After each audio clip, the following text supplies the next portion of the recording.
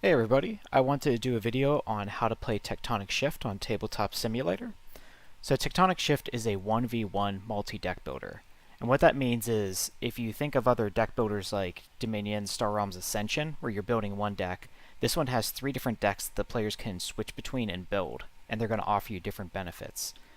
So whenever you start the game, you'll shuffle everything up and draw 5 cards from the city deck. Some cards can be sideways. These are upgrade cards that you can upgrade your submarine. And what you're doing in this game is an underwater city has been destroyed from the tectonic plates, and you and another nation are sending submarines out to try and gather the resources that are left behind. As it starts to happen, you start battling each other, so you are grabbing the scrap and parts that are floating around along with the sea life and smashing them together and sending those out to fight your opponent. So you can see you have lobster launchers and old mining bots and battery packs, so on and so forth. So the way it's going to work is your build deck is going to give you parts, which is the buying deck, to build these cards. The combat deck is your health for your submarine, and it allows you to fight your opponent or to repair your own ship. Whenever you start the game, both players start on Hull A, and once you've lost the 24 health there, you then move into Hull B. So on and so forth, then you'll move to C, and once you run out of health, the game is over, and your opponent wins or you'll win. If you're just doing a beginner's game, you just do Hull A and B so they can kind of get the feel for things. If you want to do a longer match, you can start in Plus. In Support is where you gain energy, and energy is going to be used in most cards in the build and combat deck so that you can afford to play them. So whenever you start the game, you will shuffle your decks, choose one to play, and put it in your current area, your current deck area. You draw a hand of 5, and like a lot of deck builders, you can play whatever cards you want, spend the amount of energy you want, but whatever cards you do or don't use get discarded at the end of your turn. So in this game, cards can have up to 3 sections of information that you can use. So each of these build-a-bots are saying, if I spend 1 energy, I get 2 parts. So since I start with 3, I'm going to spend those on these 3 to have 6 parts. Then I can go up to the city, and I can see that this battery pack costs 2 to build. And then whenever you buy a card or build it, it tells you what deck it can go into in the other corner. So I'll add this to my support deck. So I'm just going to add it to the top. I spent 2, and now the next card will come out. So let's say I want to buy Mr. Seahorse. This card says when this card is built, the next revealed card from the city will require 4 less. So I'll go ahead and pick this up, and I'd like to add it to my build deck since it can go in there. So like a deck builder, if you're adding it to the deck you're in, you discard it. So the next card should cost 4 less. Great, I can afford this. And this card says when it's built, add it to the bottom of combat.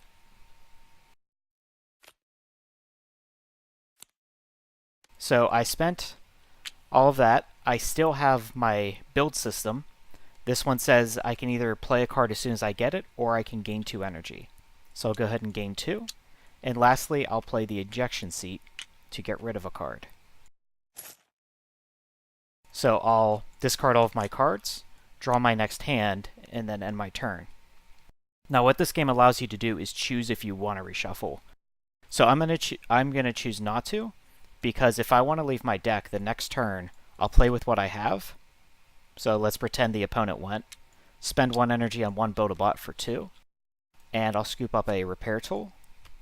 And I'll add that to support. Discard everything. If every card is in your discard pile, that is when you can return a deck and choose a new one. Then I draw 5 and end my turn. And come back around to me. Now in support, I can quickly gain up energy to have use for the other decks. So each one of these batteries is giving me 1 energy. This one's giving me 3, so I have a total of 7 to gain this turn. And then I draw my next hand of 5. So each deck has a support system, a combat system, and a build system that goes into that playstyle. So this one, I can either reveal the top card of one of these decks, or I can increase my maximum energy by 2. So I'm going to go ahead and choose to do that because I have a good bit of energy to gain. So at the start of the game you can only go up to 10, but this card will allow you to continuously increase your cap until it's removed. Then I will gain 4 energy. And I'm going to go ahead and use the injection seat to get rid of a battery. Every deck starts with an ejection seat and also 6 generic cards. Now I can return this, and I can go into combat. So if it were my turn again, now I have access to Blowfish and that lobster launcher I bought earlier. So with this card, it says while I'm in combat, I can spend 1 energy to deal 5 damage. So I would deal 5 damage to the opponent, and then you'll see this little symbol saying as soon as you play this, it then moves to support. And I can use 1 Blowfish for 1 free damage, as each Blowfish costs 1 more than the last. And I will trash it as well, so that this card does 2 damage. And then I'd end my turn, and draw my next hand. So you'll start to see as I'm going to skip back to support real quick. Cards will have different functions and move around. As this lobster launcher card, now that it's back in support, it just goes right back to combat, so you have to follow this card. And that one goes to the bottom. As some cards that move around offer more benefits, but are a little harder to play consistently. The other types of cards in the game are these upgrades. And what upgrades do is this costs 8 to build, and it can only go into combat. But on a turn when it shows up, let's say it showed up on this turn, and I was in combat, it goes off to the side immediately, and you can pay the energy right here of 3 to turn it on. Then you have access to this every turn for the rest of the game. That I could pay 2 energy to repair 3. And that's basically how the game works, is as soon as cards are built, you're going to be getting more. You always have available repair tools, and you try to defeat your opponent.